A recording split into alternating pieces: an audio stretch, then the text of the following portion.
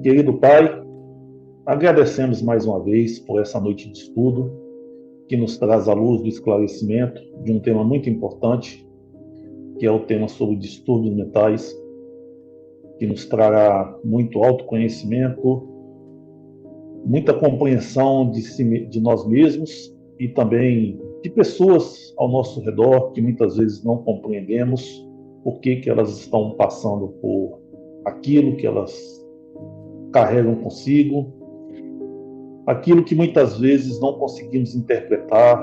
Então, o que buscamos sempre, Pai, é manter a mente aberta e buscar o entendimento, o esclarecimento, para que possamos cada vez mais lidar com o que o mundo nos oferece. Esteja sempre conosco, que assim seja.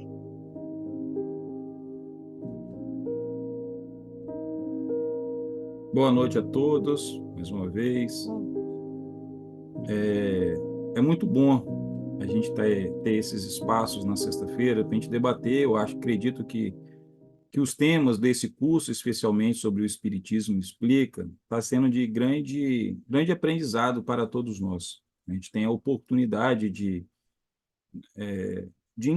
de falar sobre temas, né? E eu acho que esse espaço é um espaço não da gente trazer verdades, mas pontos de reflexão para que a gente possa compreender esses temas de prismas diferentes, né? Eu acho que e a participação, as perguntas, quando as pessoas pedem, né, levanta a mãozinha lá para poder falar e traz, isso faz com que essas experiências sejam muito enriquecedoras nas noites de sexta-feira. E claro, né, lembrando a máxima de Jesus de que quando um ou mais estiver reunidos em nome dele, ele estará presente, também é uma forma de que nesta noite a presença consoladora, a presença curadora do Mestre Jesus, ela certamente está em todos os lares que assistem essa palestra, em todos aqueles que irão assistir a palestra futuramente, ele estará, né, como estamos conectados com seus ensinamentos, com a sua egrégora, automaticamente te traz esses raios de luz sobre nossas consciências, sobre os nossos lares. Bem, hoje a gente, né, o assunto em voga são os distúrbios mentais, e, e eu vou iniciar dizendo o seguinte: eu não tenho hoje a pretensão de esclarecer, talvez tecnicamente, o porquê de tal doença, o porquê de tal doença, o porquê espírito encarna desse jeito ou espírito encarna de outro jeito. Porque, para mim, estes temas, apesar da gente vai ter aí Joana de Ângeles, no livro Triunfo Pessoal, vai falar sobre algumas doenças psiquiátricas, então indico para que queira se aprofundar neste tema ou entender um pouco por trás das doenças, né, mentais ou psiquiátricas, essas doenças dos distúrbios mentais. O próprio Dr. Bezerra, quando encarnado, escreveu um livro, né, A Loucura sob a Ótica Espírita, né, sobre o codinome Max, onde tem Dr. Bezerra também falando, a gente vai ter obras de André Luiz, a gente vai ter, dentro de um espírito que eu gosto muito de ler sobre vários temas, que é Ramatiz, né, psicografado pelo Hermínio, ele vai ter um livro sobre a fisiologia da alma e vai trazer vários outros assuntos. Então, a gente vai ter inspiração sobre todos esses, mas eu não tenho como papel aqui, neste momento, entrar em detalhes sobre cada patologia, mas entender o motivo dessas patologias, elas existirem no contexto do ser humano, né, como eu, como um portador, e também dentro de um contexto social familiar, porque isso se traz uma visão de cunho familiar e também traz uma questão de cunho social. Lembrando que nós estamos aqui para evoluirmos como espírito. E essa evolução, qual é a evolução que a gente tanto anseia, que a gente tanto fala? Não é a nossa evolução moral, nós estamos aqui para melhorar o nosso moral. E o nosso moral, ele também evolui em função do que a gente evolui a nossa inteligência. Então, a gente tem sempre nesse mote, né? Nesse objetivo. A gente vai evoluir sobre a nossa inteligência, a inteligência vai fazer com que a gente tome ações, e essas ações vão produzir conhecimentos morais que vão fazer parte do nosso repertório moral, dentro do nosso repertório das nossas ações no dia a dia. Bem, lembrando que, e aí vamos voltar só para a gente estabelecer alguns pilares, então nós já entendemos que nós nascemos simples e ignorantes, que nós somos seres que reencarnamos sucessivas vezes, e essas reencarnações servem para o aprimoramento do espírito. E o aprimoramento do espírito ele vai se dar em função de tudo o que está em volta dele, inclusive a sua saúde. E a gente está falando de saúde num conceito de saúde também física, mas no conceito de saúde espiritual, que acho que próprio André Luiz fala isso, que é o conceito de uma harmonia plena dos nossos, né, no estado de paz, no estado de espírito. Então, de uma certa forma, a gente está buscando constantemente essa saúde, constantemente a nossa cura. Então, quando a gente usa a palavra cura, que a gente vem da medicina, querendo ou não, quando a gente vem no processo reencarnatório, nas sucessões de nossas vidas, nós estamos num processo de buscar o quê? Se reequilibrar. A gente está em busca das nossas curas, seja das nossas doenças físicas, seja das nossas doenças espirituais, seja das nossas doenças emocionais. No fim do tudo, no fim de tudo, nós estamos buscando nos curar, né? O próprio Jesus disse que ele veio para aqueles que necessitam de um médico e não os que estão doentes, não aqueles que têm a cura. Então, tendo essa concepção de que todos nós, e até da própria evolução dos mundos, então, ou seja, nós estamos no mundo de provas e expiações, depois nós temos o mundo de regeneração, nós temos lá a sucessão, né, mundos felizes, e vários outros ainda que a nossa consciência ainda não é capaz, talvez, de compreender como é que seria a experiência de viver nesse mundo. Então, compreendendo que nós estamos no início da jornada evolucional de um mundo, ou seja, um mundo de provas e expiações, nós teremos aqui espíritos que estarão nos seus momentos de prova, expiando tudo aquilo que foi cultivado ao longo das suas existências. Por que cultivado?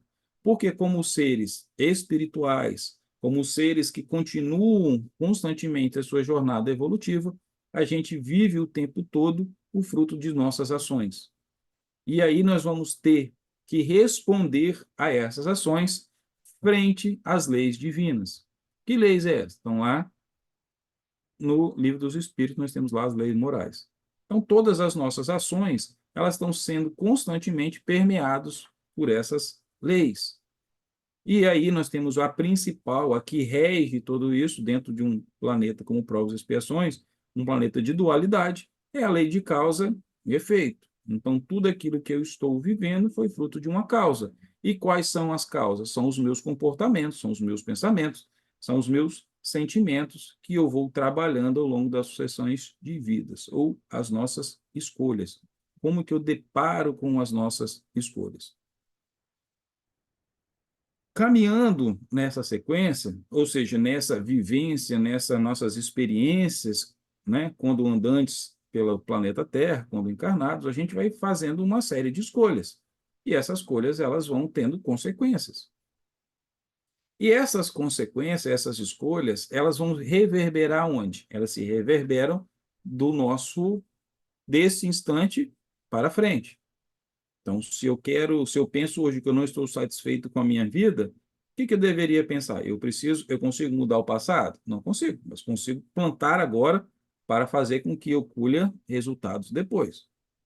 Então, essa questão do resultado, essa questão da lei da plantação e da colheita, da ação e reação, ela está reverberando deste momento da minha vida. Neste momento está vindo o quê? O fruto das minhas escolhas desta vida, quanto encarnado, Leonardo encarnado, e parte daquilo que eu trouxe para a minha experiência reencarnatória das coisas do meu passado. Ok? Então, todo mundo está, acho que, na mesma página em relação a isso. E da onde vêm os distúrbios mentais? Como que isso se processa, né, no nosso organismo? Bem, quando eu estou no plano material e faço uma série de ações, e aí são ações que depois elas serão confrontadas no meu pós-morte com o meu nível de consciência que eu vou adquirindo e como eu consigo processar tudo isso, eu saio desta vida ou posso também cultivar nesta vida em função de sentimentos, em função de culpa, em função de uma série de sentimentos que a gente vai se apropriando ao longo dessa vida, causar um distúrbio mental. Mas você pode estar se perguntando assim, o que o Léo quer dizer com isso? Então, quer dizer que eu posso criar um distúrbio mental nesta vida enquanto encarnado? Sim. Nós temos aí processos, como o processo depressivo, o processo ansioso, que ele não necessariamente está vinculado a uma existência passada minha, mas algo fruto das minhas escolhas nesta encarnação, neste momento presente. Então, nem toda doença mental ela está apoiada somente nos meus distúrbios das minhas vidas passadas. Podem até ser gatilhos, ou podem ser oportunidades, mas pode também não ser. Então, eu tenho responsabilidade quanto a esta vida. Então, eu posso, sim, escolher através, e aí a gente, né, a gente percebe, eu acho que nunca, né, na história da humanidade, pós-pandemia, e eu acho que um efeito benéfico da pandemia foi dada tanta atenção à saúde mental do ser humano.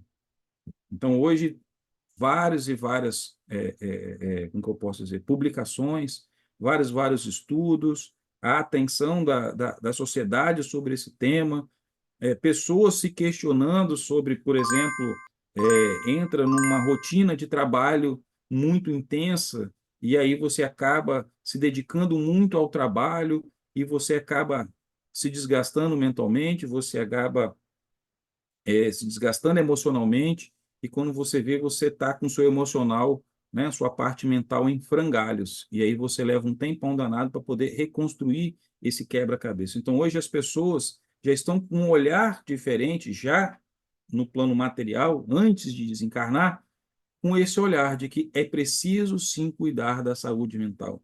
Eu não posso trocar a minha sanidade por dinheiro, por exemplo, com qualquer bem material. Mas o processo da saúde, do bem-estar, as pessoas já começam a sentir. E isso vem muito desse efeito aí, dessa massificação desses distúrbios mentais durante a sociedade. Sim, Anderson. Ô, Léo, você começou sua palestra aí explanando sobre os vários motivos, né, que pode causar o distúrbio mental, né, Uhum. num ente encarnado aqui. E eu vou começar a fazer as perguntas aqui, porque tem algumas referentes a isso, né? É. E a primeira aqui é o seguinte: o distúrbio mental em um indivíduo pode estar associado às transgressões das leis divinas cometidas em vidas passadas e por carregarem a culpa dessas transgressões? Muito boa pergunta. Esse era assim, se não tivesse perguntado, eu estava fazendo a introdução para chegar a este ponto. Mas agora, acredito de 8h12 no meu relógio, e a gente vai passar o resto da palestra respondendo perguntas. Pois bem, o que acontece? Nós vivenciamos sendo, e aí parte, né, da explicação para essa pergunta era o que eu estava falando, então, ou seja, a gente entra num processo, né, mental muito intenso, de abertura de mão de muitas coisas em função de outras, e aí pode-se entrar agentes externos, como álcool, drogas, medicamentos, para tentar conter, né, ou me afastar, né, daquilo que eu quero ter contato. E tudo que a gente faz no corpo material, isso tem uma reverberação no nosso espírito, no nosso perispírito. Então, como a gente está falando de vidas passadas, né, do que a gente pode trazer, então a gente desencarna, a gente vai para o plano espiritual. Lá no plano espiritual, o nosso perispírito ele vai reverberar aquilo que estava no nosso corpo material. Se a gente leva alguns distúrbios, e aí seja quais eles forem, alguns gatilhos, foi por depressão, foi por ansiedade, ou foi por qualquer um desses males, eu chego no plano espiritual e o meu perispírito vai começar a ficar totalmente, vou usar o termo assim, né, desequilibrado, desarmonizado, e aí eu posso entrar em função de algumas escolhas. Vamos usar a culpa, por exemplo, né? A culpa é um grande gatilho para que a gente se desarmonize perispiritualmente e a gente lacere o nosso perispírito, lacerar no sentido de se desgastar mesmo, porque o processo da culpa ele se expande de uma forma muito grande depois que nós estamos no plano espiritual. Por quê? Porque lá o sentimento ele é muito mais vívido do que no plano material. Então, por exemplo, é, eu cometo um assassinato, chego lá, vejo a grande idiotice que eu fiz. Talvez foi contra o meu melhor amigo, contra o meu filho, contra a minha esposa, ou alguém que eu amava muito, ou alguém que eu não amava, mas eu consigo perceber que o que eu fiz foi errado. E cada ser, ele vai processar isso de uma forma diferente. Por que de uma forma diferente? Porque cada ser ele vem sendo constituído, ele vai criando dentro de si o que muitas pessoas podem chamar de repertório, de experiências, de recursos, que são frutos únicos de como ele encara cada processo da sua experiência. Então, ele pode chegar lá e ficar tão culpado, acha que ele tem que se maltratar. E assim como a gente vê no plano material, muitas pessoas, quando estão ansiosas, elas arrancam o cabelo da cabeça, né, da sobrancelha, elas se cortam, entra de várias formas. Isso no plano material. Você imagina a gente no plano espiritual. O que nós somos capazes de fazer? Aonde pode entrar a nossa capacidade de desequilíbrio? Então, a gente vê algumas literaturas, como as pessoas às vezes desencarnam e se contentam, elas entram num processo auto-obsessivo tão grande que levam elas a estados de ovadização, por exemplo. Ou de literalmente vagarem pelo mundo num processo.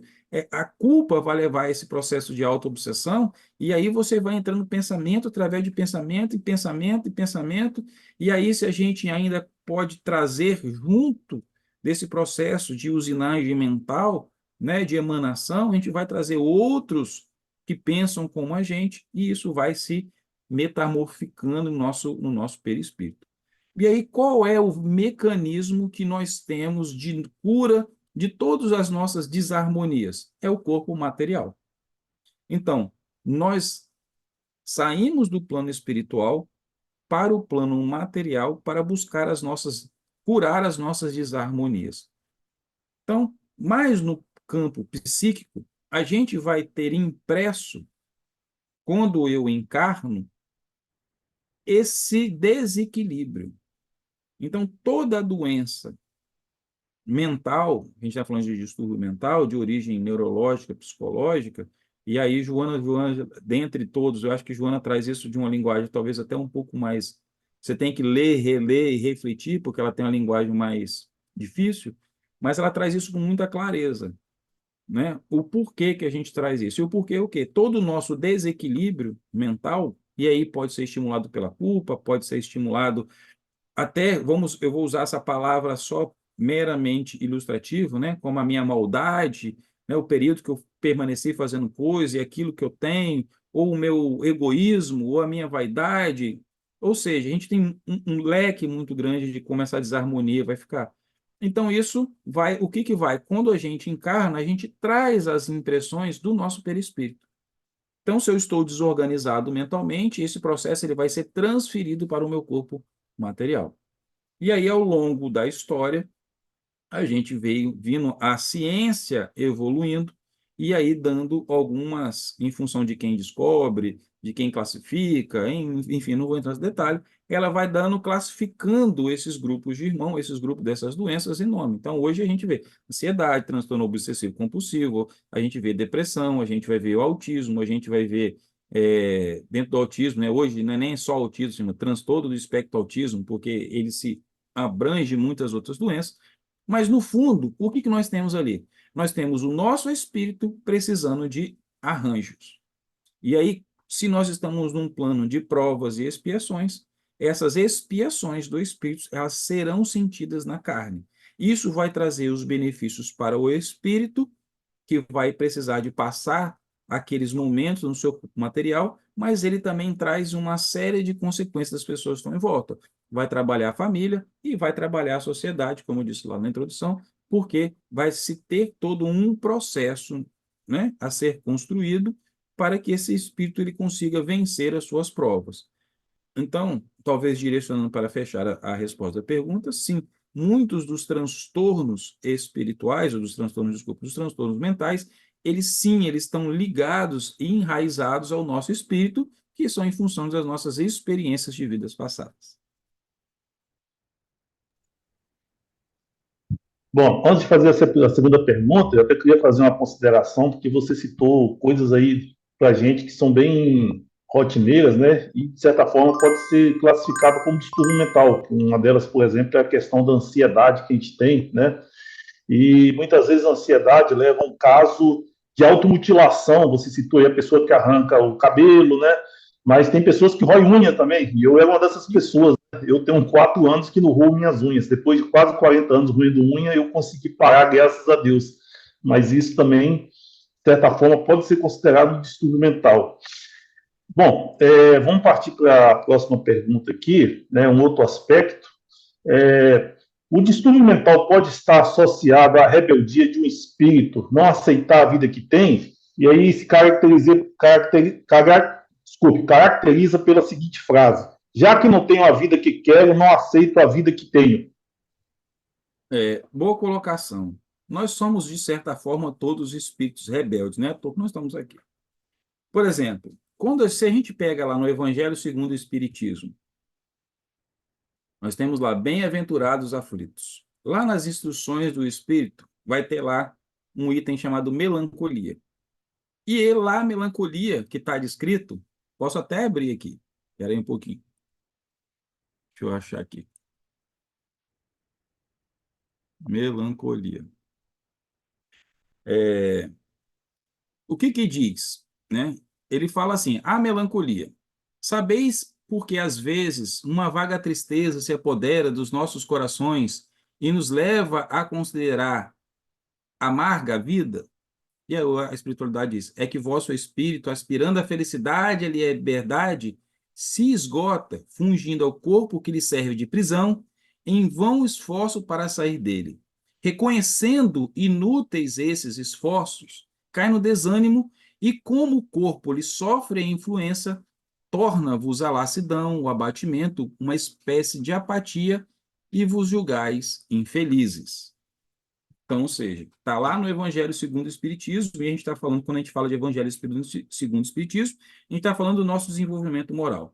Então, o que acontece? Quem de nós, né? A N, né, gosta sempre de o espírito da vadiagem tomou conta de mim. Quem não quer ser feliz? Quem não quer sair, né, esquecer todas as nossas obrigações e quer ser simplesmente livre? Mas só que a gente tem uma lei regendo a gente que vai nos colocar exatamente nesse trilho. Então, eu estou nesse processo de rebeldia. Ah, não, eu não quero sofrer, não quero passar por prova, não quero passar nada, me colocar aqui. Eu não escolhi, né? Porque quando a gente está aqui, a gente fala, eu não escolhi nada, não fiz nada, e essa vida é assim.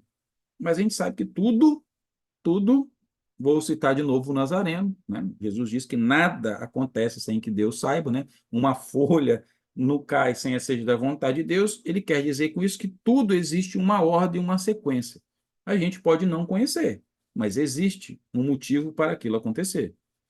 Então, sim, é de fato que muitas vezes vai se transpor no corpo material, como bem, né, a espiritualidade disse lá no livro no Evangelho, que no corpo, o corpo físico, ele sofre a influência do espírito.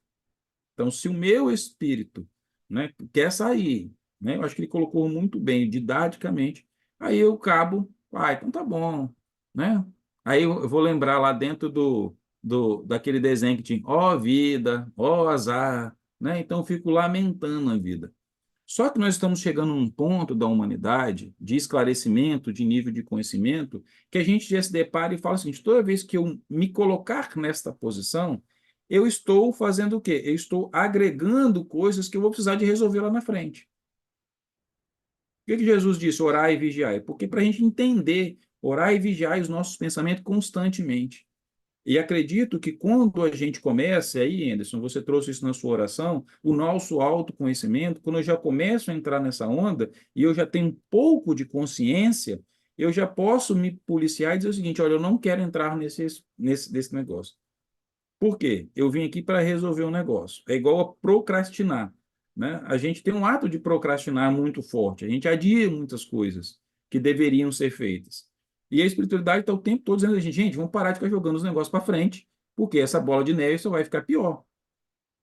E quando Kardec traz lá no livro O Céu e o Inferno, que ele vai falar lá do Código Penal e de que a gente tem que pagar, que ele vai conceituar o que é expiação, o que é prova, ele vai falar do remorso, do arrependimento, ele traz muito claro para a gente que todas as nossas faltas, e aí essas faltas elas vão se manifestar nas nossas vidas, nessas expiações, e aí essas questões dos nossos distúrbios mentais elas vão aparecer em função, né, exatamente dessas minhas faltas, só tem um caminho para eu resolver isso, que é a prática do bem, é a ação, não é inércia.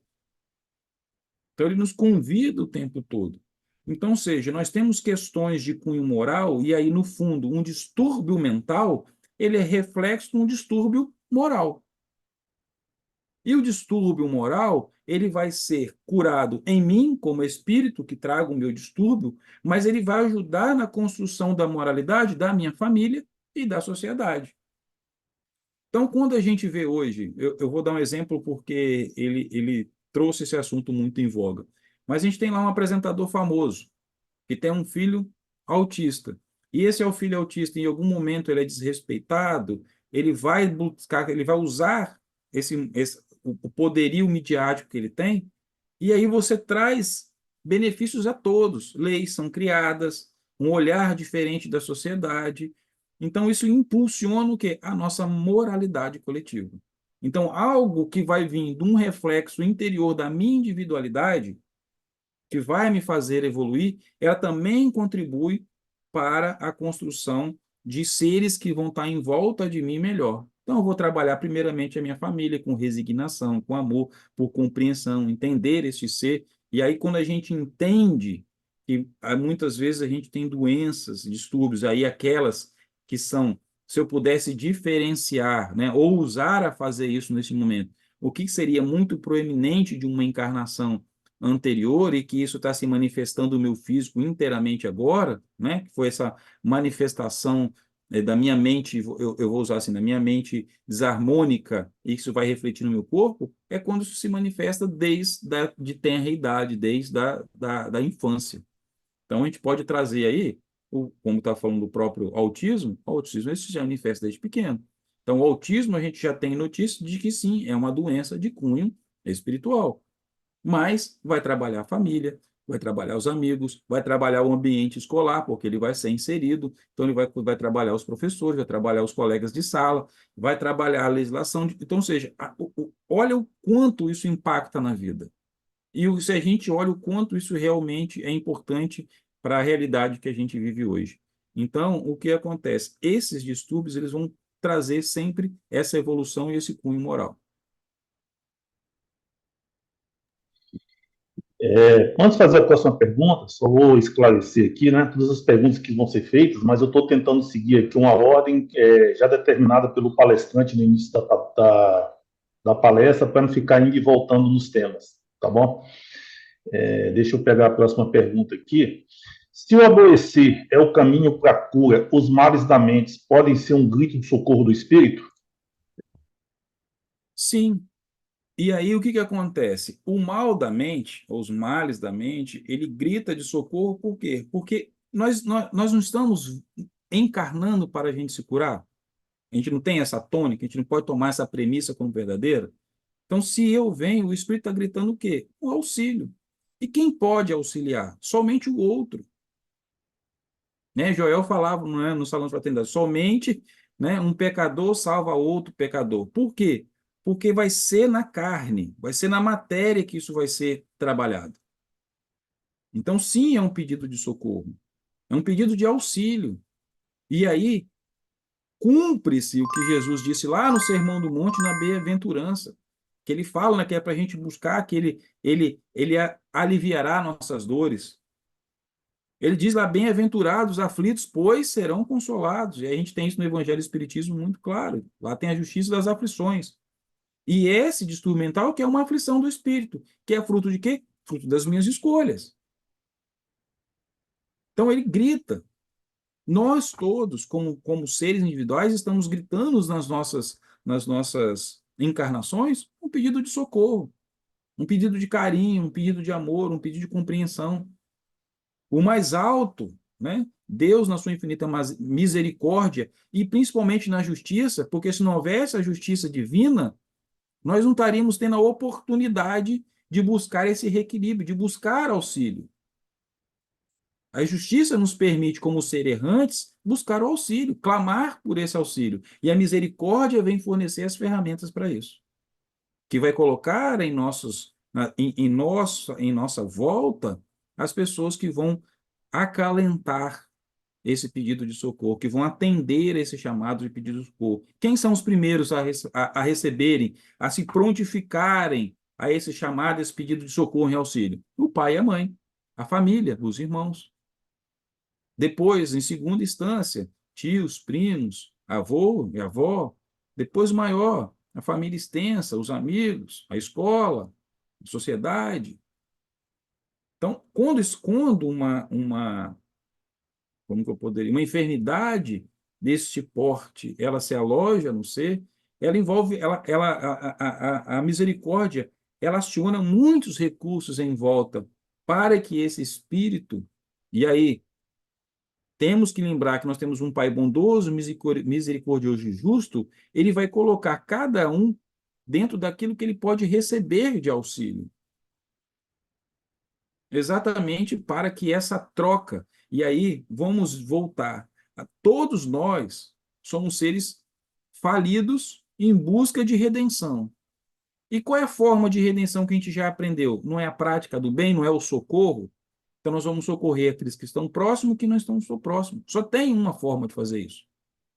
Então, essa dinâmica de ter alguém que necessita e a gente ser essa mão que vai responder esse socorro, em algum momento nós também somos essa mão que pede auxílio, e aí vamos colocar, não vamos trazer as deficiências trazendo de outras vidas, mas nessa jornada acontece alguma coisa na vida da gente, a gente vai se desequilibrar emocionalmente, mentalmente, a gente vai pedir socorro, a gente vai ter sempre alguém que vai segurar a nossa mão. Então, a nossa mão, por isso que eu usar o exemplo, nós temos duas, porque uma pede, recebe, e a outra doa. Até quando a gente vai fazer a oração, a gente coloca, né, uma mão para cima, outra para baixo, nessa relação dessa corrente. Eu recebo, eu dou, eu recebo, eu dou. Isso parte para todo sentido da vida, por quê? Porque em algum momento eu sou alguém que precisa de ajuda. E esse alguém que precisa de ajuda também oferece ajuda. Quantos hoje, dentro dos seus distúrbios mentais, seja ele qual for, eles já em fase adulta, que conseguem superar, eles também auxiliam o outro. Ou dando um conselho, ou servindo de inspiração, servindo de fonte, né, de inspiração. Então, ou seja, essa dinâmica ela está acontecendo o tempo todo e essa troca vai sempre acontecer até que a gente alcance lá o planeta de regeneração, onde todas essas provas, como que eu poderia dizer, todas essas doenças, vou usar essa expressão, não me veio outra, né? Esses desequilíbrios das nossas frutos das nossas escolhas, eles sejam curados através dos nossos processos reencarnatórios e a gente pode alcançar o equilíbrio pleno lá na frente. Mas esse é o nosso destino, né? A gente se harmonizar perfeitamente. Legal. Fazer a pergunta que a Denise colocou no chat aí. Dentro do distúrbio mental, podemos dizer que sempre haverá uma parte emocional, espiritual e outra parte que seria um desequilíbrio químico? Ou podemos ter distúrbio com apenas um deles, um de origem apenas espiritual e outro apenas por desequilíbrio químico? Denise, tudo junto e misturado, né? Porque a gente sempre vai ter algo, né? Então, por exemplo, eu tenho alguns gatilhos que vão estar na minha espiritualidade. Como seres, aí eu estou falando de uma forma abrangente, como seres errantes, a gente vai sempre ter um gatilho que vai despertar alguma coisa para a gente fazer. Então, ou seja, esse gatilho vai acionar no nosso emocional. Agora, o que eu posso dizer aí? Um desequilíbrio químico. Eu posso, em função de um desequilíbrio emocional, ok? Utilizar um processo químico. Aí eu vou para um contraponto muito forte. Ah, eu tive lá um problema no meu trabalho, não consigo lidar com aquilo, eu vou fugir da realidade. Então, ou seja, eu estou num problema emocional, né? Então, tudo começa no plano do sentimento, das emoções, e isso vai se exteriorizar. Então, se eu não consigo por meios normais, ou aquilo vai me dar muito trabalho para resolver, porque tudo dá trabalho, eu prefiro um caminho mais fácil, que eu vou fugir. Então, eu vou para usar droga, por exemplo. Eu começo a consumir crack. Por que eu estou falando do crack? Porque vai é uma das mais nocivas ao sistema nervoso central. Isso vai me levar a um estado de uma deficiência mental por falta de um processo químico de destruição dos meus neurônios, da minha deficiência de vitaminas, de uma série de coisas. Eu vou ter um distúrbio. Isso vai reverberar onde? Na minha vida futura. Porque se eu começo nesta vida a utilizar um processo químico, e aí eu estou causando um distúrbio mental, e a gente consegue olhar isso claramente quando a gente olha essas pessoas, né, que fazem qualquer coisa para poder sair do processo de abstinência, eles estão cada dia fazendo o quê? Juntando mais um processo, desconstruindo a sua harmonia interior, desconstruindo o seu, como alguns gostam de falar, né? O nosso santuário, aquilo que nos foi dado, que é o nosso corpo, que vai transportar esse espírito ao longo da sua jornada. Então, o distúrbio mental, ele pode ser acionado, sim, por um processo emocional, através de um gatilho espiritual. Nós somos seres espirituais vivenciando uma vida material. Então, essa relação espírito e matéria, ela sempre vai existir. Mas eu posso me deteriorar mentalmente em função de um processo químico, né? Um processo exterior que vai levar a esse distúrbio. Então, é, deixa eu terminar de ler aqui. Ou podemos ter o distúrbio com apenas um deles? Sim, eu posso ter um distúrbio, eu já trago ali um processo, eu posso ter um transtorno obsessivo compulsivo, eu posso ter uma raiva muito grande, eu posso ter várias coisas que são gatilhos do meu espírito que está manifestando e eu preciso controlar, ou eu posso ter um adquirido a partir das minhas próprias experiências aqui, que vai também reverberar no meu espírito. Espero ter respondido. Se eu não respondi, depois você fala aí que eu volto no assunto. Beleza. Só para você organizar seu tempo aí, temos mais 7 perguntas, tá? Bom, Você quer acrescentar alguma coisa? não, pode sentar. Ok. Então, uma outra pergunta aqui, talvez relacionada ao tema, pode ser outros motivos, né, do distúrbio mental, né? De que forma uma obsessão pode influenciar no distúrbio mental de um encarnado? Nesse caso, talvez esteja falando aí de processos obsessivos, né, de um espírito desencarnado sobre um ser encarnado. Muito boa pergunta. O que que acontece? O que que está por trás de um distúrbio mental? Ele tem um cunho moral. Vamos sempre lembrar que é uma moralidade que vai estar por trás de um desequilíbrio meu. Eu cometi um ato que foi imoral ou, né, injusto pela lei, isso está reverberando. Então, isso também vai fazer com que eu tenha sentimentos, eu produza sentimentos, e esses sentimentos, a gente já sabe hoje, né, pela lei de frequência, pela lei de sintonia, isso vai reverberar feito o outro. Então, isso vai atrair irmãos que estão à minha volta, que estão sobre aquele mesmo processo, né, afinizados com aquela mesma doença, e com isso vai somatizar. Então, por isso que é tão importante, e aí é o olhar não só porque muitas vezes o ser que está em distúrbio mental, dependendo do agravamento da sua doença, ele não vai ter uma plena consciência sobre isso. Mas, ele tendo, a gente já aprendeu que a única forma, qual é a forma mais eficaz de se combater uma obsessão? Não é a nossa mudança íntima? É eu mudar os meus sentimentos?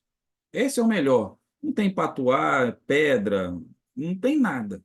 Eu posso utilizar todos os recursos disponíveis, energéticos, magnéticos, mas se eu não mudo a minha intimidade, o processo, essa porta para a obsessão, ela vai estar sempre aberta.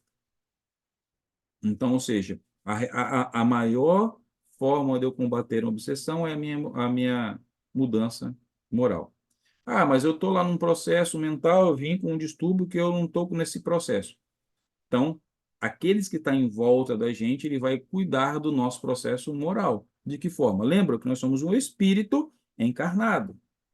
Então, eu posso ler um evangelho, eu posso ensinar moralmente. Ele está ali vindo para poder. Lembra que eu estou botando essas soluções em situações que a pessoa não tem. Vem num processo e não tem condições de pensar por si mesmo em função do seu físico. Mas o espírito, ele está ali. Ele está o tempo todo aprendendo e evoluindo. Então, à medida que eu auxilio esse espírito a ele se modificar moralmente, menor mais blindado a influências espirituais nocivas. Vamos sempre lembrar, né? Nocivas, porque a influência espiritual também tem as positivas. As influências espirituais nocivas de abertura sobre ele e os que estão em volta dele. Então, é importante a gente lembrar que eles também precisam de apoio espiritual, nosso apoio de melhoramento. Então, a gente pode fazer as práticas que a gente já sabe, a gente pode rezar, a gente pode colocar, sim, né, um elemento mineral que vai emitir ondas, que vai fazer com que isso entre no seu campo energético, que vai melhorar a sua parte de sentimentos, que vai melhorar com isso a coisa. A gente já tem um estudo dentro da própria música, né? A gente for buscar aí o conhecimento, a gente vê que as músicas emitem notas que vão reverberar no nosso campo e vai levar calma, vai levar uma série de benfeitorias no sistema todo. E aí a nossa função como auxiliadores no processo de cura dos irmãos é levar o máximo de recursos para que a gente pode não ver uma cura física, mas está se processando uma cura espiritual, dependente de qual nível que seja.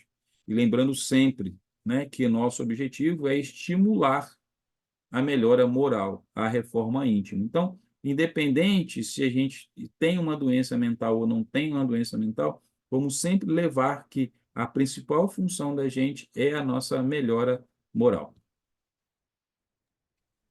Antes de passar para a próxima pergunta, né, eu achei uma citação bem bacana aqui de Chico Xavier, né, ele psicografando uma obra de André Luiz, Mundo Maior, vou até colocar aqui no chat.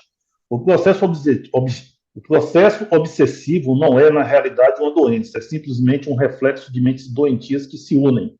Ele não é uma causa, é o efeito de um mal anterior. Você quer comentar alguma coisa sobre isso ou eu posso passar para a próxima Então, pergunta? a gente está falando aqui, quando a gente está falando de doença, né? Então, lembre-se, a gente está sempre com base, acho que o texto do Chico traz muito bem sobre isso, e a gente está sempre no reflexo daquilo que a gente já fez. E aí, né, ele traz aí esse reflexo de mentes doentias, então, ou seja, se eu quero escapar, eu preciso me curar. E a cura, ela vai passar por um processo, e aí a espiritualidade vai cuidar desse processo, mas é um processo é um processo realmente de tratamento, é um processo de, de, de desconstrução. Então, antes de entrar na pergunta, eu vou deixar isso guardado aqui, que dentro de uma pergunta dessa eu vou usar essa citação do Chico em algum outro contexto. Senta a pua aí, para a gente responder essa pergunta. Ok. As doenças mentais estão sempre vinculadas a problemas espirituais? Falei que eu ia usar essa citação, estava na ficha. Vamos lá. Lá nos domínios da mediunidade, né, o que Emmanuel traz junto com...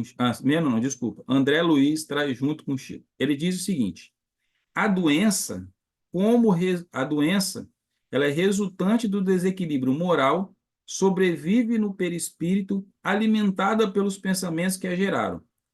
Quando esses pensamentos persistem depois da morte do corpo físico. Volta, qual é a pergunta? Um momentinho.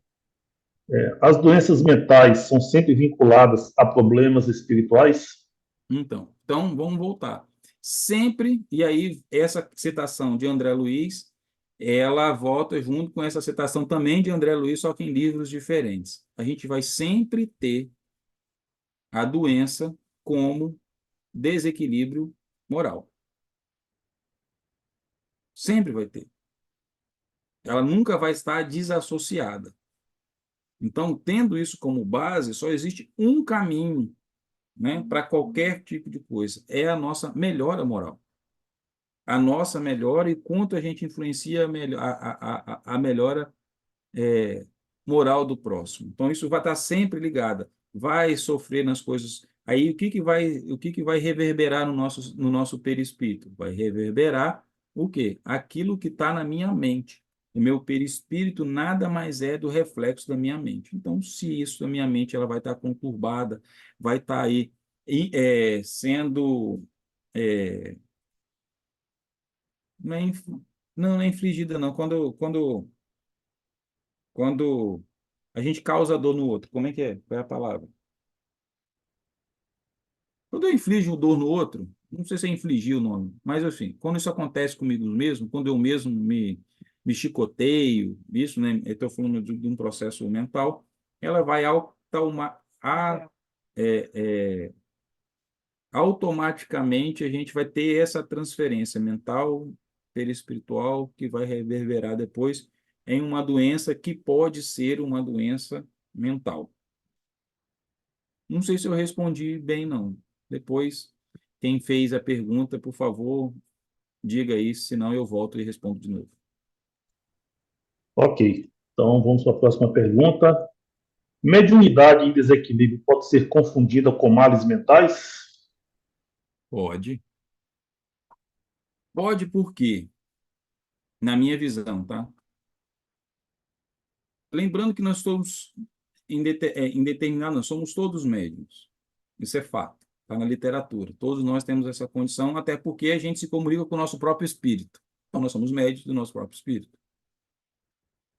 Quando eu venho com um compromisso de trabalho mediúnico, então, ou seja, eu venho com esse campo mais suscetível, porque eu preciso dele para colocar, e aí, ou seja, eu estou com uma capacidade maior de interação com o plano espiritual.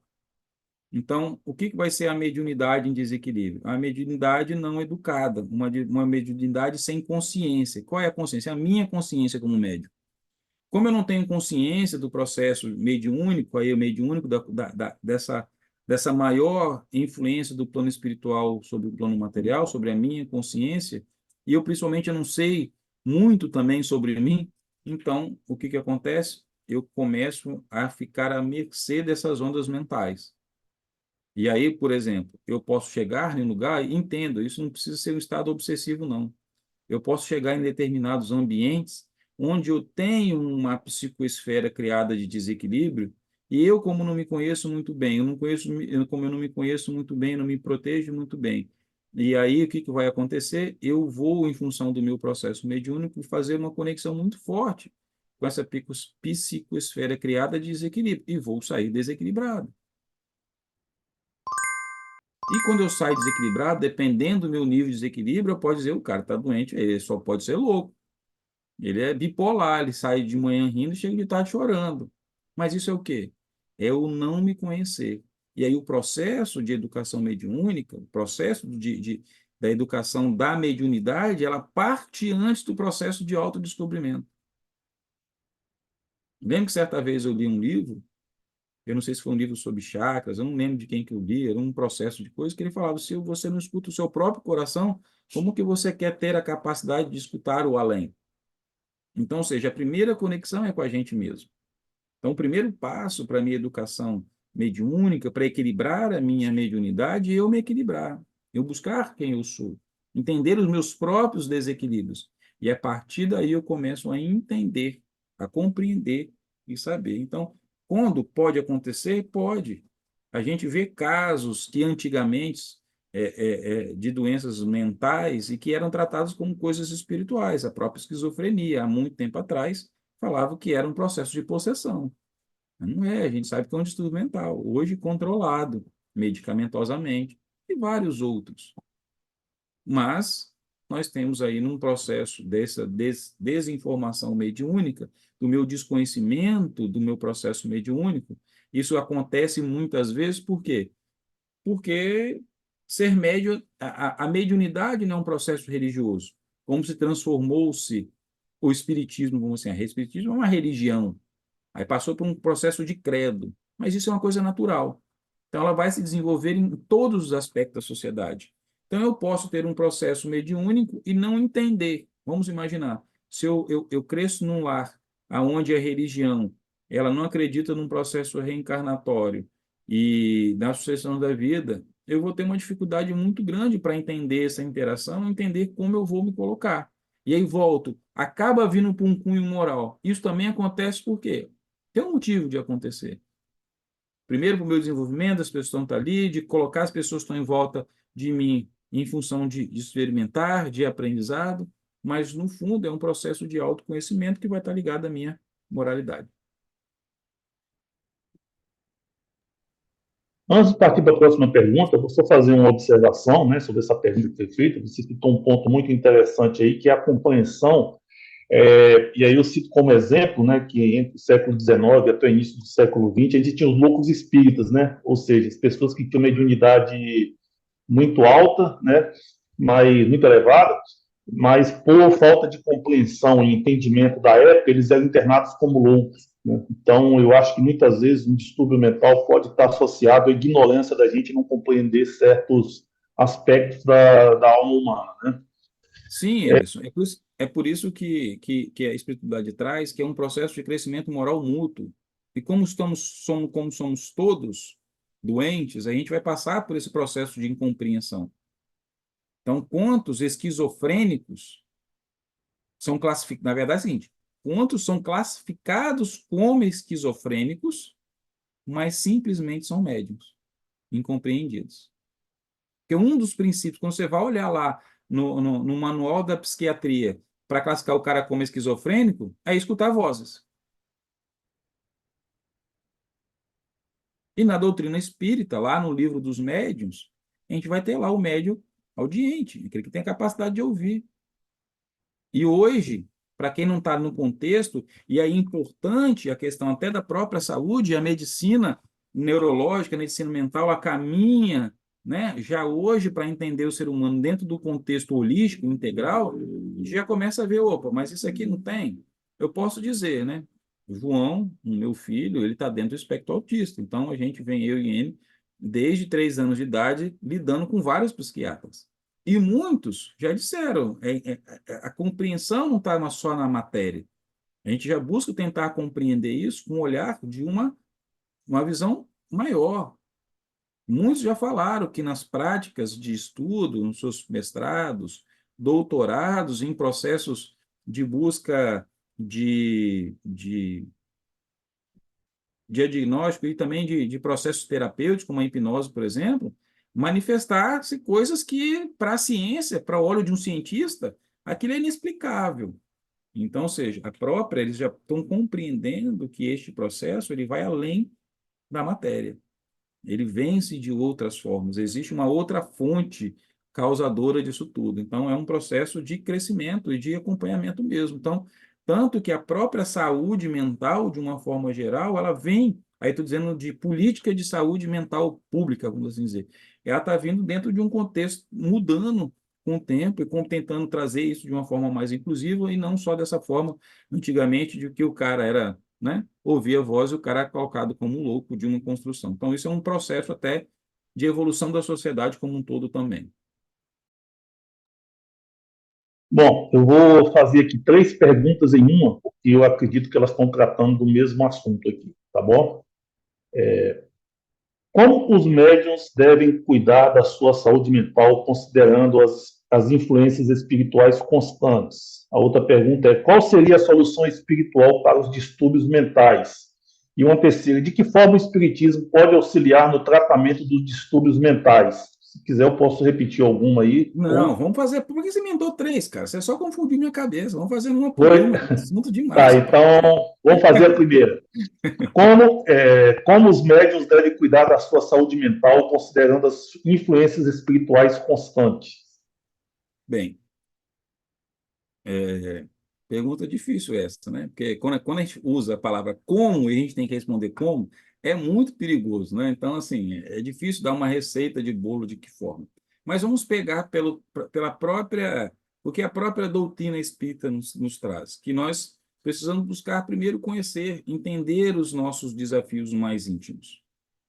Então, como que a gente cuida da nossa saúde mental? A nossa saúde mental ela começa pelo próprio questionamento, pelo próprio entender quem eu sou, né? A busca do autoconhecimento. A busca de muitas vezes eu entender que eu tenho dificuldade em um tema, e hoje qual é o tema que a gente tem que. Aonde nós buscamos materialmente? Vamos esquecer o auxílio material. Mas temos que lembrar o seguinte: que tudo que está no plano material de auxílio, isso advém do plano espiritual para fazer com que, quando nós estamos na matéria, a gente tenha o auxílio necessário. O primeiro parâmetro seria a gente começar uma terapia. Terapia vai entender quem eu sou. Entendendo o que eu sou, entendendo as minhas dificuldades, e que são dificuldades essas? Vamos imaginar o seguinte, a gente já sabe que os nossos sentimentos e as nossas emoções, elas são a chave para tudo na nossa vida. Aquilo que eu... Por que eu estou falando sobre isso? Porque está lá no Evangelho. Jesus diz, pedis e obtereis. Isso é o quê? É o meu processo de emoção. E aquilo que eu pedi, eu vou obter. O que eu vou pedir? Aquilo que eu estou aqui, ó, sentindo. Aquilo que eu imponho, um sentimento, seja ele negativo ou positivo, aquilo que eu dou força, aquilo vai se manifestar na minha vida. Quando, e é ligando ao processo de entendimento que a gente se faz, né? Aí eu vou trazer esse texto que você postou, né? O processo obsessivo é uma doença, um reflexo de mentes doentias que se unem. Então, o que está causando uma doença na minha mente hoje como médico? Aí eu sou um cara que eu tenho muita raiva. Eu preciso compreender de onde vem essa raiva. De que eu tenho raiva? Porque quando eu fico colérico, acho que o termo é esse, não sei se é, quando eu fico colérico, mas não é assim de eu ficar colérico porque o carro me fechou e automaticamente eu vou entrar com um espírito obsessor perto de mim. Mas lembre-se que é a manutenção desse pensamento é que gera essa usina e que me faz com que a minha antena se expanda para que eu receba essas conexões. Então, como médium, eu preciso cuidar da minha saúde mental. E como que eu vou cuidar? Exatamente me conhecendo como eu sou. Se eu sou um cara muito colérico, eu tenho que buscar situações para entender da onde vem essa raiva. Porque a raiva ela tem um componente que é positivo e um componente que é negativo. Agora, a minha pergunta que eu faço para uma reflexão coletiva é: eu estou disposto a me reconhecer como um ser errante? Porque quando eu entro num processo de buscar um auxílio, de ir numa terapia, por exemplo, eu estou dando o primeiro passo para o meu processo de humildade, de eu me reconhecer como alguém errante. E nós temos um processo de ego muito forte atuando em nossas vidas, que é eu não aceitar isso, porque eu tenho um complexo de perfeição. Não, eu sou perfeito, eu sei tudo da vida. Mas venhamos e convenhamos, se nós sabêssemos tudo da vida, nós estaríamos vivendo as experiências que nós estamos vivendo dia após dia. Se o Pai nos oportuniza as oportunidades de aprendizado, nós estaríamos vivendo. Eu não estou afirmando, eu estou me colocando dentro desse processo e chamando todos para que a gente reflita, que a gente busque essas respostas. Então, à medida que eu vou me conhecendo, à medida que eu vou cuidando da minha saúde mental, eu vou fazendo ao contrário do que está no texto ali. Eu vou o quê? Curando a minha mente. Eu vou entrando num processo de cura. E automaticamente aqueles que estão à minha volta, eles também passam pelo mesmo processo. Então, muitas vezes eu tenho, vamos imaginar que dentro do meu processo de raiva, eu atraí alguém. E o fato de eu começar a conversar sobre isso, vamos imaginar que eu vou pegar, nós temos um trabalho na Fraternidade Cristã Bezerra de Menezes, que é o trabalho da quinta-feira de uma conversa espiritual. Então, vamos imaginar que esse seja o primeiro passo para eu cuidar da minha saúde mental. Então, eu começo a me observar, eu, Léo, que eu sou um cara que passo rapidamente, eu estouro muito fácil. Só que antes eu não reconhecia. Eu sempre achava que eu estava certo. Alguém muito próximo, alguém que me ama muito, com muito carinho, começou assim: já reparou como você fica nervoso? E esses toques vão acontecendo na nossa vida. E aí eu falo: realmente é. E aí, só que ao longo desse mundo todo, eu fui lá e trouxe alguém junto comigo. Eu vou na fraternidade e começo a conversar. Então, as palavras que são ditas também podem servir para quem está comigo. E eu me curo, e num processo obsessivo ele também me cura. Eu também curo o outro. Então, o médio ele tem esse papel. E o principal papel da execução da mediunidade é o médio se conhecer. É ele sair desse papel de ser, talvez assim, principalmente inflado pelas partes externas, quem está de fora, ó, né, ele é um grande médio, tem um grande dom, é um super-homem, é isso e aquilo outro. E eu entro nisso assim, não, mas eu já sou um ser perfeito. Entro visto essa roupa de super-homem e acho que eu não tenho nenhum defeito. Esse é o pior defeito e é que abre talvez a porta maior dos processos obsessivos para um médium. Por quê? Quando a gente vai vê no processo obsessivo, que está claramente, didaticamente descrito no livro dos médiuns, a gente vai ter lá os estágios da obsessão. Obsessão simples, obsessão complexa, fascinação. Então, quando eu invisto essa roupa, é muito fácil eu, como médium, ser atraído por uma teia de vaidade e aqueles irmãos que me querem. E aí, lembrando que a função do médium é consolo, é levar consolo, aqueles que são contra isso vão fazer o quê? É muito fácil isso. Cara, você é muito poder, você é bom demais para estar nesse lugar. Busque outro. Entende? A saúde mental começa da gente se desfazer da parte egóica que nós temos forte. E a primeira é a gente tentar fazer contato com essas nossas sombras. E aí, tendo contato, a gente vai colocando isso para fora, e ao pouco vai se melhorando, e ao pouco a gente vai fechando as portas do processo obsessivo. Mais ou menos tudo isso.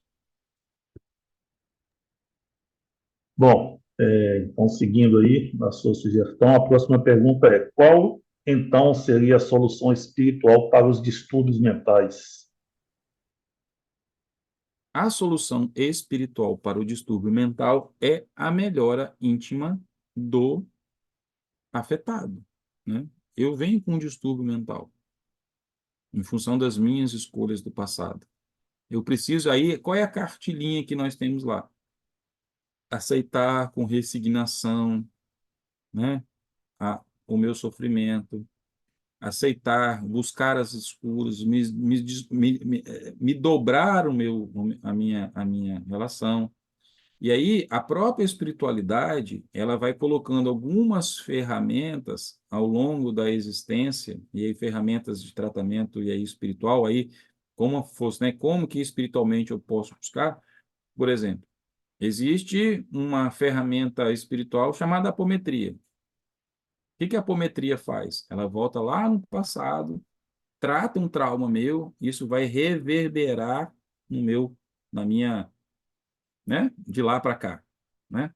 Isso a física quântica também explica de outras palavras. O que eu quero dizer com isso? Então, se a espiritualidade ela fornece ferramentas que eu vou lidar com esses traumas. E aí lembro que o que está no meu processo mental, ele não é fruto daquilo que está lá na minha caixinha armazenado para trás, seja dessa vida ou de outras vidas.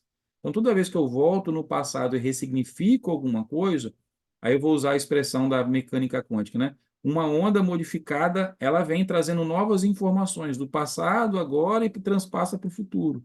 Então, ou seja, traz uma informação, essa onda ela vem com uma informação já não mais com aquele desequilíbrio. Então, sim, a espiritualidade faz esses mecanismos para quê? Para acelerar o nosso processo de cura. Então, uma pessoa que tem um distúrbio desse, ele pode procurar algumas ferramentas como essa, por exemplo, para fazer o quê? Não para, talvez, nesta vida ser totalmente curado, mas curar parte daquelas coisas que vão interferir no meu processo espiritual que plasmou no meu corpo físico uma enfermidade mental. Então, com isso, talvez, eu vou me curar? Não, mas vai atenuar muitas vezes o meu processo de sofrimento. Por quê? Porque eu estou me colocando em ação para quê? Para voltar e rever os meus atos. Isso não quer dizer que eu não vou ter que produzir o bem, vamos sempre lembrar disso. Isso não está eximindo de que eu tenha que produzir algo para, aí eu vou dizer a sociedade, né? Mas com o outro, para recuperar a minha falta. O que a espiritualidade faz é ampliar a minha capacidade de trabalho, a minha capacidade de produzir o bem para corrigir aquelas coisas que eu fiz. Então a espiritualidade age, tem a apometria, aí isso aí é só uma leitura minha de Léo, quando a gente vê hoje aí esse conceito de constelação familiar, tem um plano espiritual nesse conceito também, e quando a gente olha a constelação, a gente está trabalhando de trauma, sendo que os nossos distúrbios, ele advém de traumas, é o quê? É um processo que vai trabalhar nossos traumas. Eu tenho absoluta certeza nisso. Alguma coisa no processo vai ser aliviada. Posso não sentir na matéria, porque muitas vezes as coisas acontecem e a gente não tem a sensação. Quem está de trás, lá do plano espiritual, está vendo quanto que a gente está melhorando, a gente pode não ter noção. Mas então toda ferramenta que vai levar à cura desses traumas é um auxílio da espiritualidade que está tendo para que eu consiga ter condições de executar o meu plano reencarnatório de forma melhor. Próxima Bom, pergunta. temos mais 3 perguntas aqui, só para você se organizar. Uhum. A próxima aqui é: de que forma o Espiritismo pode auxiliar no tratamento dos distúrbios mentais? Ótimo. O que que acontece? Primeiro, a compreensão. Quando eu tenho a compreensão do ser que eu tenho um relacionamento que traz um distúrbio e sei de que isso é fruto das suas experiências passadas, e aí lembre-se, tem uma variedade muito grande, né, de distúrbios aí. Então, por isso que eu disse que a minha ideia não é falar sobre cada um, mas de uma forma geral. Então, eu preciso entender que aquele ser, ele não vai mudar da água para o vinho imediatamente, que ele está num processo de cura. Então, a primeira coisa que o Espiritismo auxilia é o entendimento daquele ser que eu estou me relacionando. Que eu estou me relacionando. De que forma? Aí eu sou professor de educação especial, então estou lidando com pessoas que têm esse distúrbio. Então, se eu tenho a compreensão da continuidade da vida, eu consigo compreender a importância do meu papel na vida deles, de entender que eu estou ali para auxiliar na condução desses irmãos. Então, a doutrina espírita ela vai trazer essa compreensão e vai nos convocar a sermos misericordiosos, né? A sermos puros de coração, ou seja, olhar aquele irmão como Jesus nos olha. Jesus olha cada um de nós com o melhor, entendendo que nós estamos ali batalhando dentro das nossas limitações para alcançar o nosso melhor. Então, o Espiritismo vai trazer essa compreensão, primeiramente, quando eu estou, né, lidando com o outro que traz esse distúrbio, essa marca neurológica marcada pelos seus, né, os seus traumas passados. Essa é uma situação. Se eu começo a ter uma compreensão, eu tenho um distúrbio mental, mas eu tenho capacidade de raciocinar e eu tenho contato com a doutrina espírita, isso também vai me auxiliar de que forma? Da minha mudança moral. Eu começar a entender de que eu sou fruto das minhas próprias escolhas e que eu posso escolher mudanças, que eu posso escolher agora coisas que vão refletir, eu começo a mudar a minha questão moral. Então, muitos vêm e têm essa capacidade de discernimento.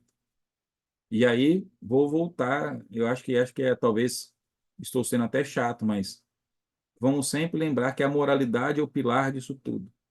Então, o Espiritismo, ele traz o que é a oportunidade da nossa mudança moral através das nossas ações e das nossas práticas do bem. Então, essa é a forma que o Espiritismo vai auxiliar. Então, quando eu tenho esta consciência, né, de todo o meu potencial, de todas as oportunidades que são me dando, que a espiritualidade, né, que o Pai dá para que eu consiga me melhorar, eu consigo olhar cada desafio desse como um degrau que eu estou subindo para alcançar a minha cura completa. Então, esta dinâmica que o Espiritismo nos traz, né, de essa explicação racional da lei da ação e da reação que reverbera ao longo das eras, né, das sucessões da vida, ela traz essa clareza. Talvez não tão simples de assimilar, mas quando eu já tenho esse conhecimento, eu começo a trabalhar em mim. Eu volto a ele e busco o discernimento. Emocionalmente, nós estamos aqui trabalhando essa construção, eu me desequilibro. Aí eu tenho o apoio da espiritualidade, da explicação da doutrina espírita. Aí vamos voltar, né? Roseli, acho que não faz 15 dias, deu uma palestra sobre materialismo. Foi isso, Rose? E aí eu me lembro muito bem, acho que a Rose também trouxe, né, lá no livro no filme de Dr. Bezerra, né, ele está lá numa palestra e chega, né, os combatentes materialistas e ele vira e fala o seguinte: pega o seu materialismo e tenta consolar uma mãe que perdeu um filho, explica para ela, console ela. Então, ou seja, quando eu tenho essa dimensão da continuidade da vida, eu posso buscar o consolo naquilo ali, forças para continuar o meu processo de caminhada. E aí, seja eu como auxiliador, eu como partícipe na vida de alguém que esteja nesse estado, ou eu como reconhecido que eu sou um portador disso, né? Fui lá, não, realmente, eu sou um autista leve, mas eu tenho um transtorno, ou sou borderline, ou sou bipolar, ou sou isso, enfim, né? Eu busquei o auxílio, a psiquiatria me enquadrou ali dentro de um processo que eu estou me tratando, então eu começo a compreender, poxa, isso não tá, isso não é um, o que que acontece? De outra forma, eu poderia olhar, vamos botar eu aí que sou um distúrbio mental e tenho dificuldade de aprendizado, uma série de coisas. E quando eu não tenho a explicação da doutrina espírita, eu posso, no meu íntimo, olhar para o cara que está do lado e falar assim: Deus é injusto. Eu nasci desse jeito e aquele cara é perfeito. Onde está a justiça divina desse jeito? Deus não é amor? Então por que que eu nasci diferente disso? Então a doutrina espírita também nos dá essa oportunidade do raciocínio. Eu compreender que eu não estou sendo injustiçado. Eu só estou apenas colhendo os frutos da minha própria plantação. Então, eu, Léo, vejo dessa forma, que a doutrina espírita auxilia neste ponto que é do entendimento de todos nós deste processo. Ok, temos mais duas perguntas, tá? Perfeito. Como conquistar a saúde mental? Existe vacina para cuidar da saúde mental do meu espírito? Good, good question, né? A saúde mental é uma busca constante da gente, é a busca do nosso equilíbrio.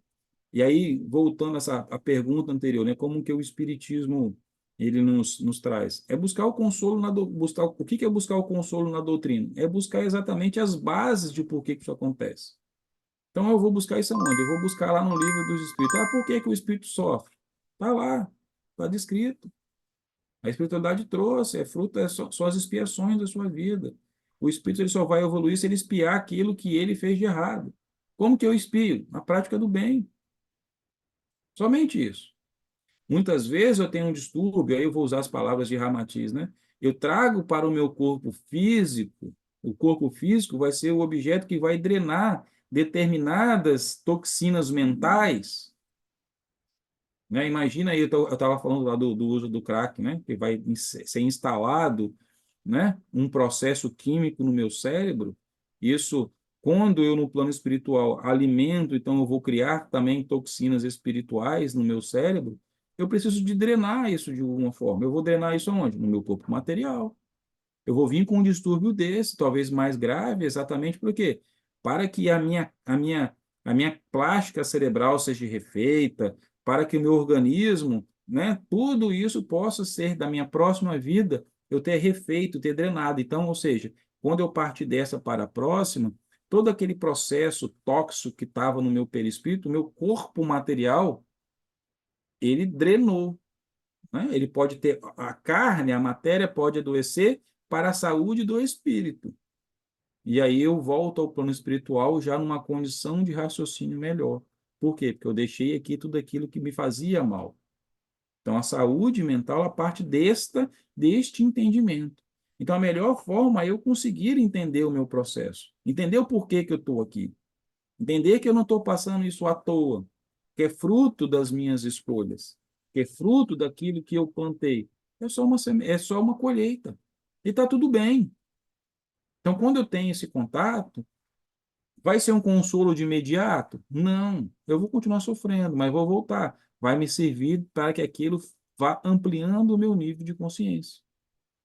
Eu vou aumentando o meu nível de consciência, eu vou melhorando a minha percepção sobre eu mesmo, e com isso eu vou conquistando, me harmonizando. Aquilo já não vai me impactar.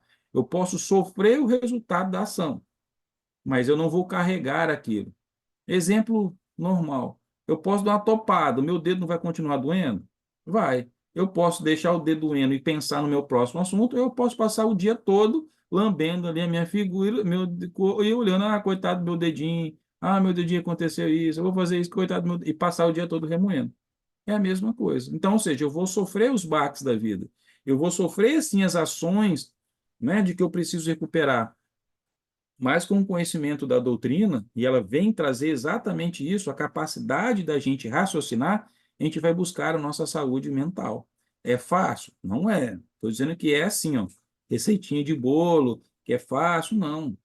O nosso processo de trabalhar também é o nosso processo de cura. Então, as coisas vão acontecer, vai remoer dentro de mim, eu vou ficar bravo da vida, eu vou ficar triste demais, mas eu sei que eu vou ter um lugar que eu posso ir e me trazer ao raciocínio, me trazer de volta ao eixo.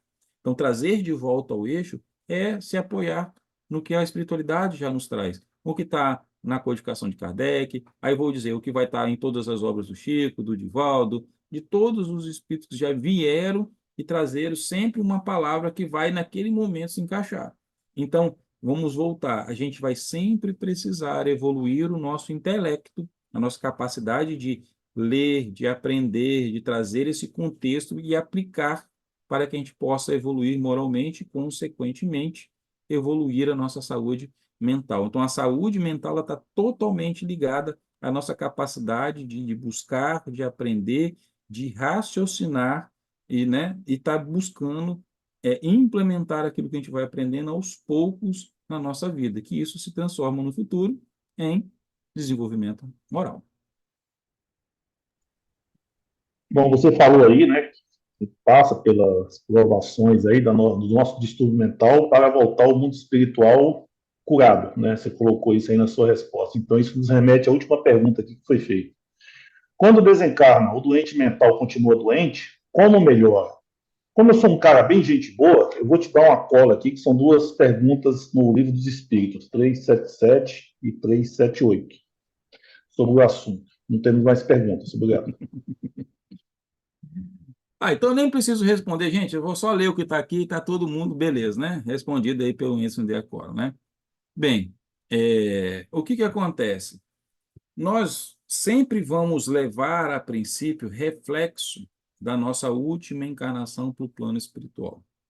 E isso depois faz parte do nosso processo de adaptação no plano espiritual, a gente se desfazendo dessas amarras que nos ligavam à nossa vida passada e poder, com isso, né, trazer aí as conquistas daquilo que a gente viveu, certo? Por que eu estou falando isso? Vamos imaginar, eu passei por um processo, né, que me trouxe ali um acometimento de uma doença, que veio, vamos dizer, drenar essas toxinas. Neste processo, eu tive um sofrimento físico com isso, né? Um órgão meu foi comprometido, senti muita dor, aquele processo. Isso não vai simplesmente ser mágica, cheguei lá no meu espírito, né? Já totalmente novo em folha. Cada caso é um caso, mas geralmente, como bem traz Kardec, né? Eu vou ter aqui, um período de adaptação, um período, né, de reviver tudo isso. E aí, depois que eu tomo consciência de tudo aquilo, depois que eu me desfaço desses lados, eu vou colher o fruto da minha plantação. Então, ou seja, poxa, eu passei por todo aquele processo difícil, né, de cura, mas mudei moralmente, compreendi o meu processo, comecei a fazer novas escolhas. Dentro das minhas possibilidades, eu pude praticar o bem, eu fui estímulo para a prática do bem. Depois que eu me livrei desse período de adaptação, que eu compreendi tudo isso, ouso a dizer que seria como a transmutação ou a transformação da lagarta para a borboleta. Então, ou seja, eu ainda estou, quando eu vou para o plano espiritual, ainda estou envolto no meu casulo, que seria o corpo material. E depois, num processo de adquisição de consciência e adaptação, eu vou se desfazendo desse casulo e aí sim eu vou usufruir de tudo aquilo que eu evoluí moralmente. Então, é assim que né? Eu não posso dizer é assim que funciona, porque eu, né? Não não estou com conexão direta, né? E um grande espírito falando alguma coisa, né? Mas a minha compreensão, dentro do que eu, Léo, já pude perceber ao longo das literaturas que eu li, apoiada no Livro dos Espíritos, é isso que vai acontecer. Então, com o tempo, eu vou desprendendo essas amarras e depois sim eu vou colher. Porque senão, que graça teria eu descer, né? Espiar igual um bode embarcado, né? Todas as minhas coisas para poder chegar lá e continuar do mesmo jeito. Então, não é assim que funciona. Lembramos que nós temos uma lei que ela impera sobre a justiça sobre a gente. Então, a gente vai colher realmente o resultado das nossas escolhas. Então, esse tempo ele vai ser nessa transição. Se eu fiz o meu dever de casa bonitinho, né, eu vou ter o tempo ali de estar encausulado e depois, né, vou florescer e colher os frutos de tudo aquilo que eu pude semear enquanto a minha vida material. Ok? Bem, então, já que nós não temos mais perguntas, não preciso fazer a pergunta. Alguém tem mais uma pergunta? Porque já foi encerrado. Então, vou me direcionar ao fechamento do nosso tema. O que eu pude aprender hoje, nessa noite, junto com todas essas perguntas, e aí sim a gente está nessa troca e a gente vai aprendendo em conjunto, é que nós temos uma missão muito grande dessa compreensão dos nossos distúrbios mentais. E até a gente não precisa de estar dentro de um distúrbio mental para que a gente busque a nossa saúde mental. A gente pode fazer isso de forma, hoje, de compreender. Talvez este seja um estímulo a todos nós fazermos uma leitura das nossas vidas e entender que ponto a gente pode buscar melhorar a nossa saúde mental, a nossa saúde espiritual e focar nisso. Compreender que quando a gente vê um irmão acometido por uma doença dessa, ele, né, como teve uma pergunta, ele clama por auxílio.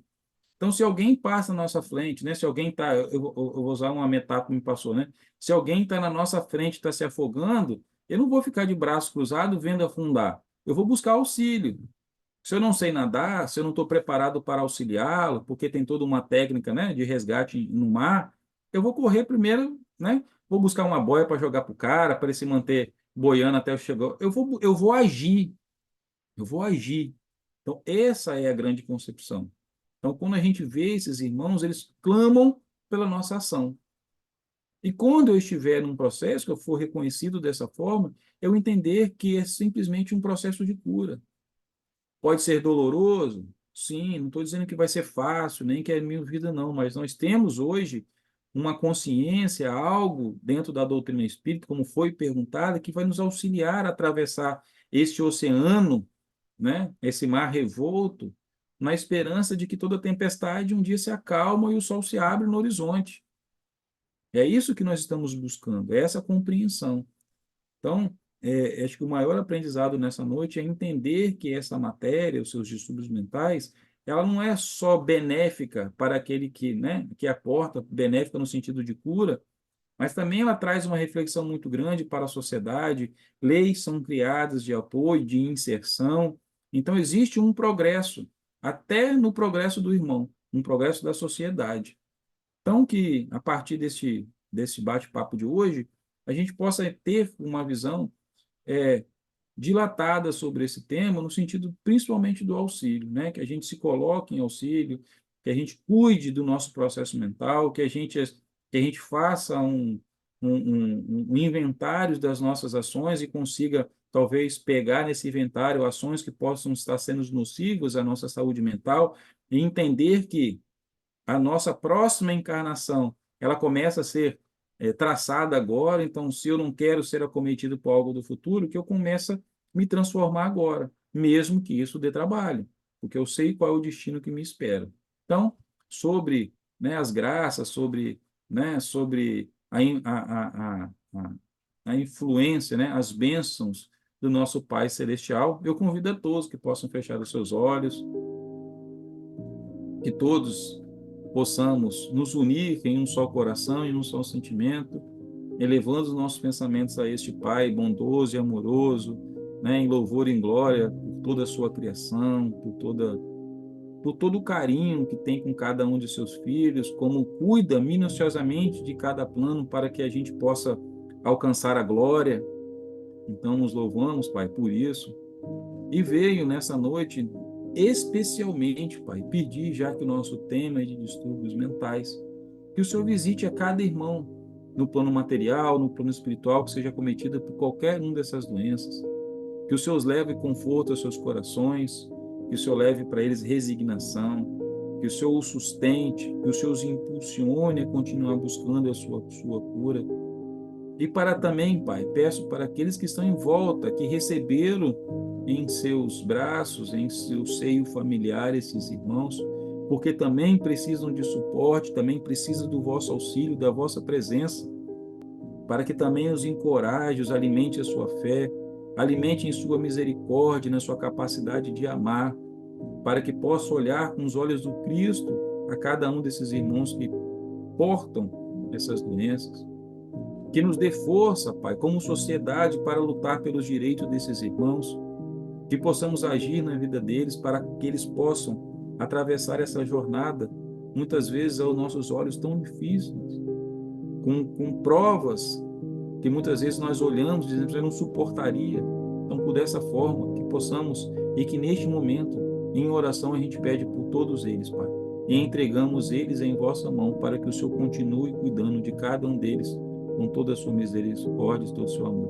Por fim, agradeço, Pai, por estar vivo, por poder estar aqui reunido em volta dos meus amigos nessa noite, com tantas perguntas, por tanto saber bem produzido, e que possamos sair encorajados de mudar as nossas vidas e de quem está ao nosso redor, hoje e sempre. Obrigado, Pai, que assim seja.